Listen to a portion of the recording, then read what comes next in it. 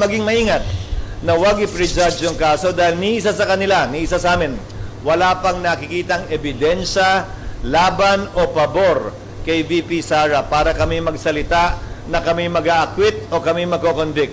Fairness dictates, nothing less. Mga kababayan, kumusta po kayong lahat? Sa mansulok ng mundo, magandang araw po sa inyong lahat. Ito mga kababayan, umpisa na po natin itong mga balitang nangyayari sa ating bansa. Coco Pimentel, napahiya kay SP Chis Escudero, ukol nga dito sa impeachment ni VP Sara Duterte. Ito ang naging tugon ni SP Chis Escudero ni isa sa kanila. Wala pang nakikita ebidensya laban o pabor sa impeachment kay VP Sara Duterte. Mga kababayan, sampal ito kay Coco Pimentel.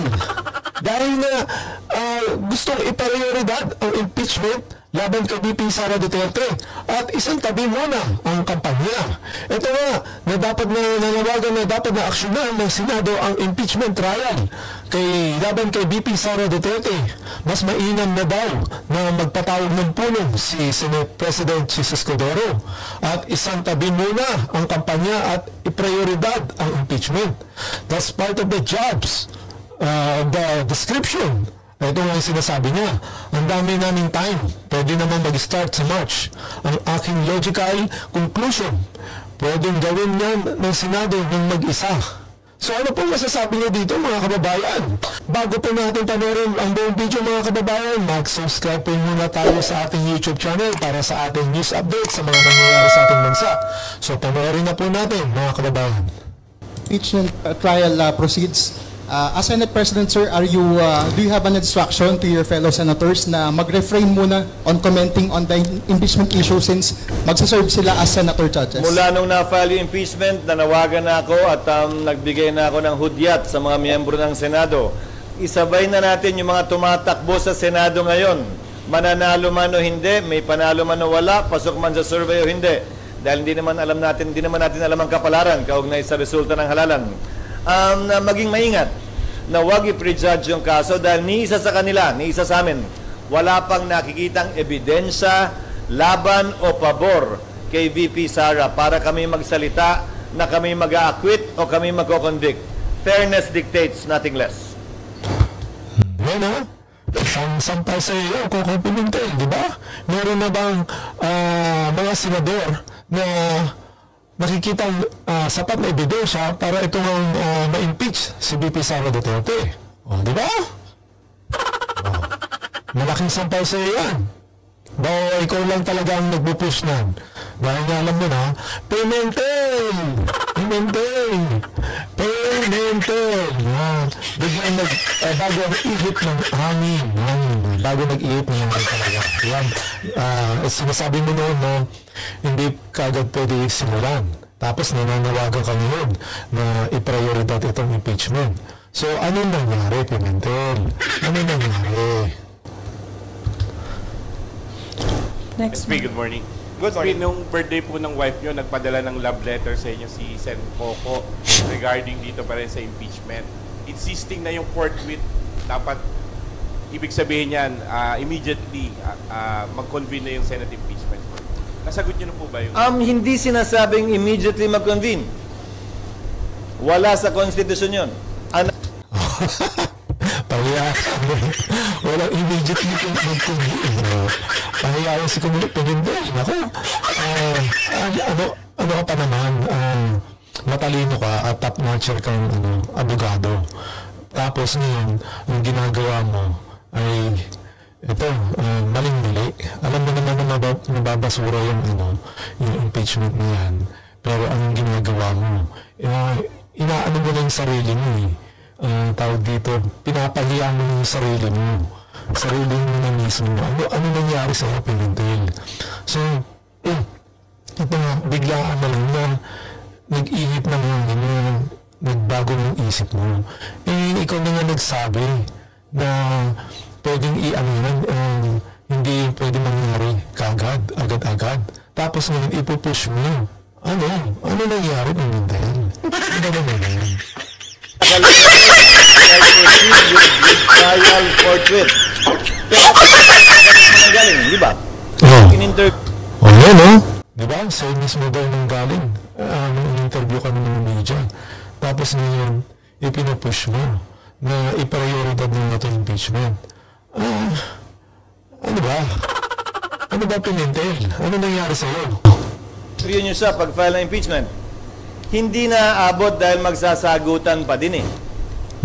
Magpa-file pa ng answer si VP Sara, magpa-file ng reply ang kabila, ang prosecutors, maaari mag-file ng rejoinder si VP Sara, maaari mag-file ng sir rejoinder ang prosecutor, maaari mag-file ng anumang ad cautela pleading ang magkabilang panig bago kami makapag-set ng pre-trial. Sang-ayon sa rules of court na suppletorily applicable sa amin, pre-trial shall be set no more than 30 days from the time the issues have been joined and the last pleading has been filed. So, 10, 10, 5, 5, 5, 5, 5, 5, plus 30. Ubus na rin eh. Bago magsimula ang trial. Ulitin ko, kaya tinawag na pre-trial, hindi pa trial yon.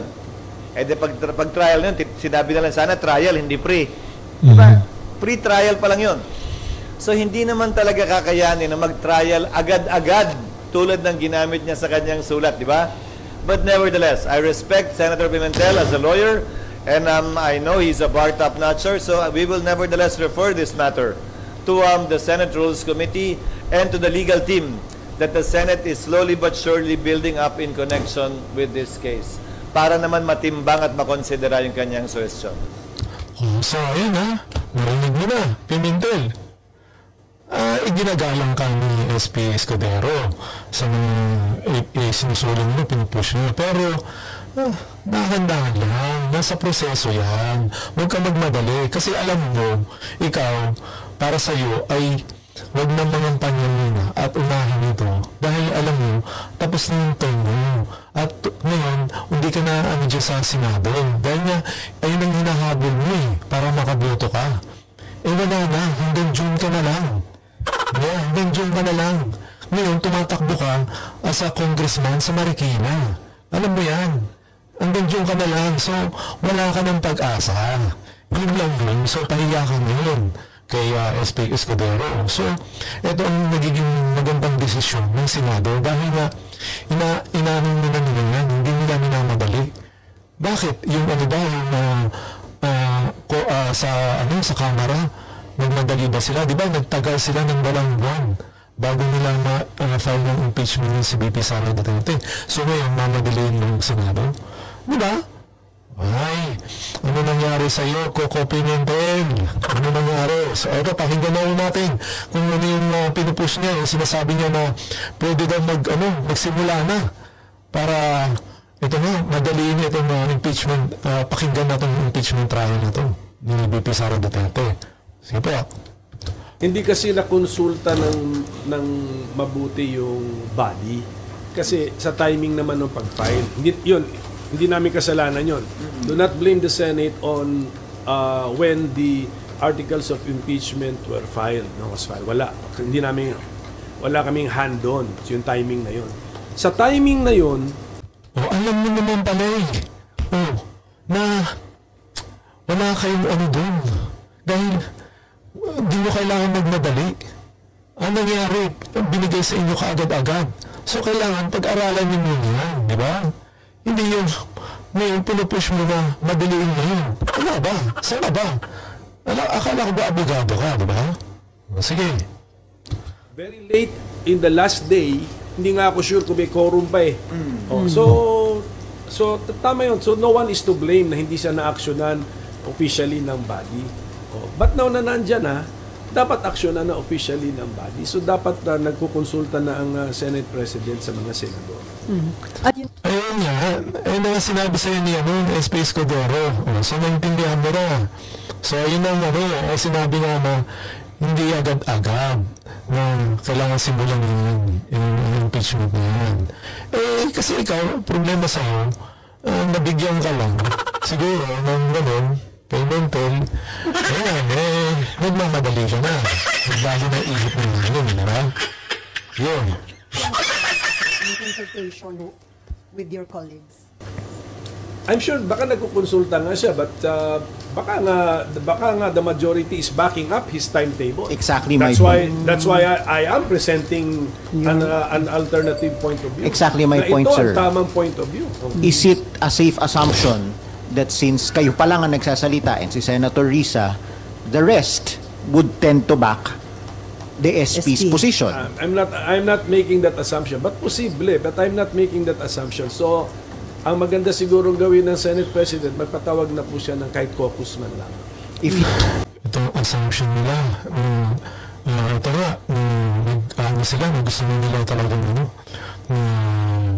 dinggin itong impeachment trial.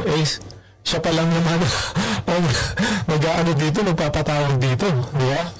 So, ay nako, pumuntin. At itong mga media, atap na mo. Alam niyo ba yung mga media yan?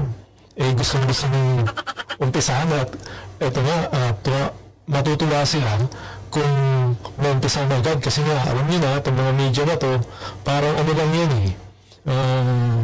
ganun din yun Alam niyo na, ito yung issue na binabrought out nila palagi, yung impeachment. Kasi nga, napag-utusan na sila. Alam niyo na, mga, hindi na natin kailangan namin yan alamin dahil alam naman natin, ang mga media ay ganun din. Nalalagyan, di ba? Yun. Kaya itong mga media, atap na rin sa ganitong usapin.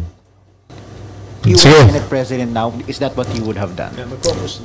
It's not the official meeting of the Senate as a court. But caucus muna. Dapat kasi naghiwalay na nung last day. Even before nag-adjourn, baka nga nagampanya na yung mga re-electionists. Wala na sila rito sa building. Sir, since pinupush niyo po yung idea na to, so do you have any proposed timetable? Paano hahatiin ng mga senador yung trial at yung kampanya? Kasi Isang tabi ang kampanya. Under the Priority and impeachment. Isn't that a very big ask of your colleagues? It's part of the job description. So, in your case, sir, you're willing to sacrifice your campaign? Ganun, tignan mo nung nasa abroad ako nung Ito to, kasi hindi na ako siya tumatakbo na senador. Last term na niya, kaya okay lang para sa kanya. Siyempre, how about po yung mga re-electionists, di ba? Yung mga kampanya. Ano yun, di ba? Kasi ito, sarili niya lang iniisip niya. Walang ibang taong iniisip. Ganyan yung mga politiko, di ba? Sarili lang nila yung mga iniisip nila. So, ito, pera-pera lang mo yan. Diyan. Alam na natin yan, mga style nila, mga bulok. Diba? Mga bulok na mga style nila. Ang inuuna nila, yung pagsarili nila, kapakanan. Yun. Ito, kagaya niya, gusto niya, i-priority itong impeachment, pero isang tabi mo na yung kampanya ng mga ibang senador. Siya, tapos na yung term niya. So, okay lang sa kanya. Yung iba, siyempre, hindi okay. Di ba? Itong panawagan na ito ay pansarili lang niya. Ang iniisip niya.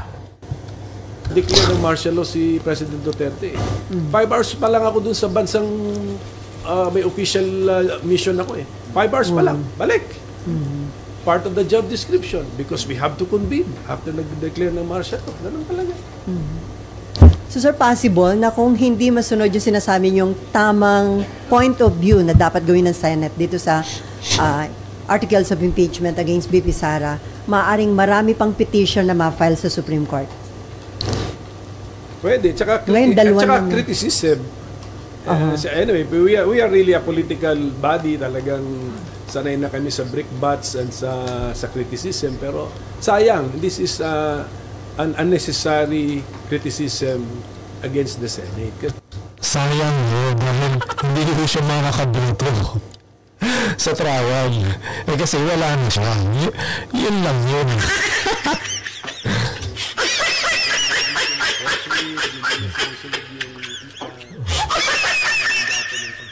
Sunod lang kami. Ang dami naming time pwede nga ngayong March March. Pwede na mag-start sa March. Pero sir, ang tanong, kasi may 3 petition na ngayon sa SC. Isa for the immediate na pag-convene ng Senate as impeachment court, yung dalawa nananawagang i-TRO pigilan itong impeachment trial kay VP Sara.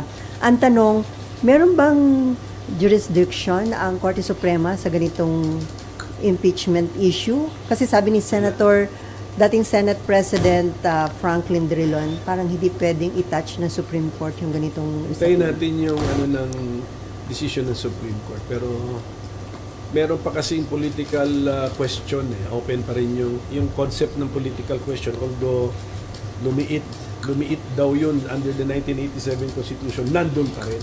So baka itong sitwasyon na to ay bagsak doon o pasok doon sa political question.